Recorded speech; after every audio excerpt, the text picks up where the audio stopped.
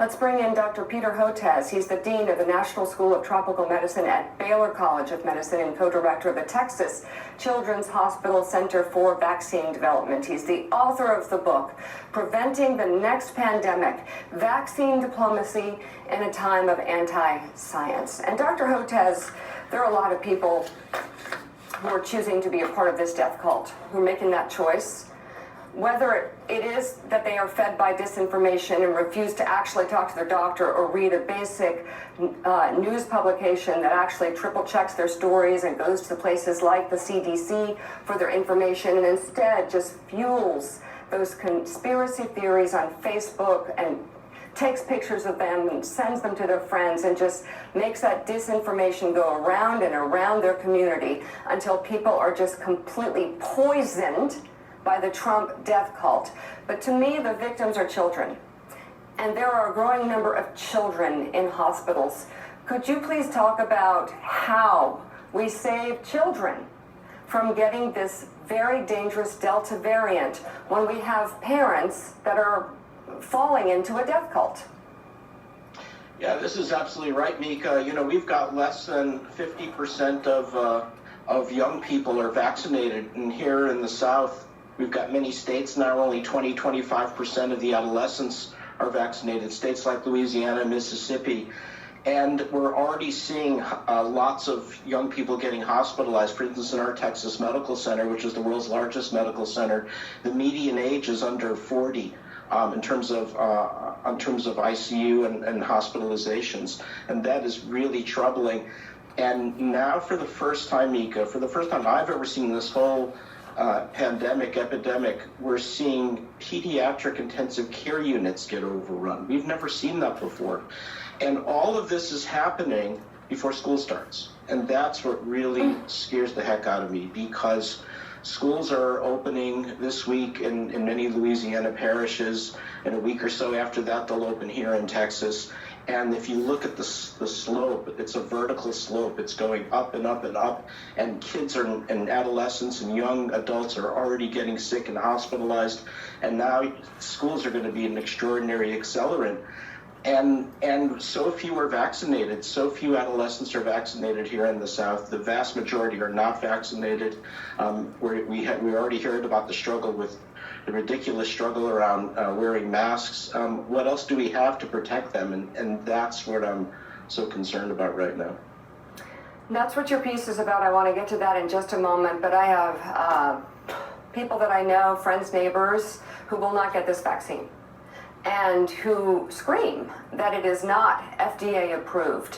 Could you explain, when a child goes into a pediatric intensive care unit, as we're seeing growing numbers of that, a child with a Delta variant, could you explain, because I think this may help. They wouldn't want this for their kids, would they?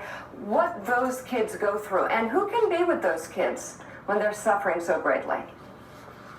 That's right. More often than not, they're going to be hospitalized alone because of containment procedures. And I think the key point here that I don't think a lot of the elected officials in our red states, in our southern states, realize is Delta is different. This is not your father's COVID, your mother's COVID. And I think there are people who are advising them are going by the same playbook from last year. This is different. Delta is far more transmissible, at least 3 times more transmissible than the original lineage. And as the CDC director says, as transmissible as chickenpox, one of the most contagious viruses of childhood we know, so that this is going to sweep through our unvaccinated populations. And that's what's happening. That's why you've got that big steep rise. And so many, if your adolescent kid is unvaccinated, you should assume there's a high likelihood that child's going to get COVID. And if we could vaccinate all of the adults and all of the adolescents, that has the collateral benefit of protecting the little kids. That's why we're not talking about this in Vermont and Massachusetts, is because all of the adults and all of the adolescents, practically speaking, are vaccinated. And that has huge benefits. It's slowing or halting community transmission. So what we're looking at right now is a humanitarian catastrophe that's now unfolding in the South. even before school starts. And as schools act as that accelerant, you should assume that we're going to see pediatric intensive care units all across the South completely overwhelmed, and even a possibility of small tent cities of sick adolescents and kids, and I don't want to see that happen. I know nobody does. We somehow have to get the word out to parents that this Delta is something different, and it is picking off young people like we've never seen, and we haven't even gotten to the long COVID discussion around young people and what that means for their long-term cognitive health as well. There's so much we're still going to learn as this virus rages on, which is completely unnecessary at this point. Dr. Peter Hotez, thank you. I'm afraid we should not really have ever gotten in the place we are. Most of the cases, of course, now in unvaccinated people. Almost all of the deaths are unvaccinated people. And these are younger people now, including children. Florida, now with the highest number of confirmed pediatric COVID patients in the country. At Broward Health Medical Center in Fort Lauderdale, doctors say they're seeing more children admitted than at any point during the pandemic. It's very upsetting. It's very anxiety-provoking for the child. And we're seeing children, that are complaining of air hunger, because their oxygen sats are low, they're struggling to breathe, and it's very sad. Some of the largest school districts in the state defying Governor Ron DeSantis' ban on masks, instituting their own mask mandates for students, but still allowing parents to opt out. Care workers who are being resistant to getting the vaccine, which is, well, I wear a mask and I keep myself healthy. I use all the sanitation that there is, and I'm very careful. I don't need to get vaccinated. What do you say? Well, I think just the reality, Chuck, and history proves that wrong. There are people who have tried their best, put masks on, washed their hands. This is a very, very transmissible virus. The best protection is getting vaccinated. There's no doubt about that. We're seeing an alarming number of hospitalizations now, particularly in children's hospitals. We're seeing it down in Florida for sure.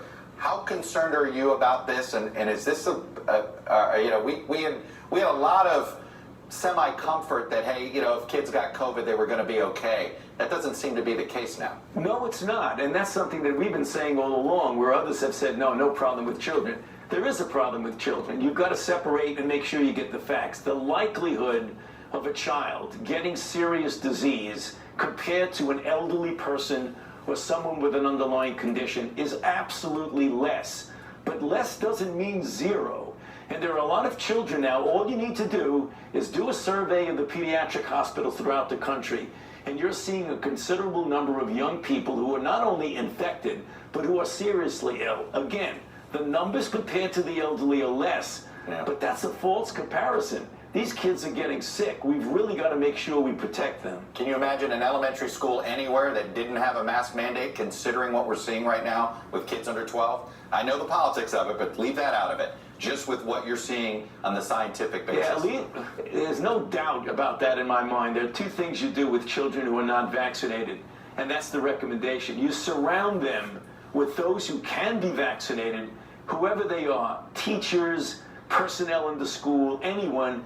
Get them vaccinated. So protect the kids with a shield of vaccinated people. For the kids who can't get vaccinated, that's the reason why we're having a strong recommendation that in the schools, everybody should wear a mask, whether or not you're vaccinated. We've got to protect the children, Chuck. I'm sure you all just caught the problem with what Dr. Fauci said, what the NIH said, what the other doctors said on this. We need to protect the children at school with a shield of vaccinated people. But not everyone is vaccinated, and there is no mandate for vaccination. In addition, vaccinated people as well as unvaccinated people can still, in fact, have the same viral load and spread the Delta variant, whether you've been vaccinated or not. The children under 12 can't be vaccinated, And you just heard Dr. Fauci talk about and answer the question on people that say they wear a mask all the time, keep their hands sanitized, sterilize everything. Is this good enough? And his answer was that this is very transmissible and very hard to keep yourself from getting the Delta variant. Unfortunately, kids are not going to do a better job at this than the adults. So now we're going to put an entire pool of Delta variant pool of kids together, expect that they wear the masks properly. Not even discussing the fact that they won't have N95 masks. They actually need N95 masks sealed, a face shield, because you can get this virus through the eyes. In fact, you may have heard of a couple suing the Florida governor because he is banning mask mandates in schools. And even if their child were to wear a mask, he could still get it in his eyes. If other kids don't have a mask on, of course they're going to cough, sneeze. We haven't even thought about the fact of allergy season, let alone, what about when the flu starts? What about when the common cold starts? What about mycoplasma pneumoniae? That's very common in schools. So many different bronchitis, so many different infections that are going to have kids sneezing, coughing, wiping their nose, blowing their nose, touching everything. And no one is addressing the fact that you can still get this in the eyes. Now we're expecting these kids unvaccinated to act like epidemiologists and be surrounded by all of these people inside a building every day. Oh, and what about when they have to eat or drink? They're not going to leave the mask on all day long. On top of this, in LAUSD school district, sure, you can opt out of going to school in person and do school online, but only the main program for the regular classes, the regular student. The magnet courses for the gifted and the highly gifted, you either come in person or you're out of the program. That's how serious this has gotten. They are not providing an option to allow the magnet programs to stay safe. They have no choice if they want their kids to actually be challenged and continue school at the same level they have qualified for, worked hard for, and deserve to learn at. It's either my way or the highway. You come in person, put your child at serious risk of the Delta variant, even though they can't be vaccinated yet, or you go online with the regular classes and your child can be bored for the entire school year, withdraw, act out, whatever. Read the research on gifted children and highly gifted children that are not allowed to learn. What is the difference between that and a child that has no Wi-Fi or no computer during remote learning? Stay safe, America. Mask up and vaccinate. Save yourself, save others, save children.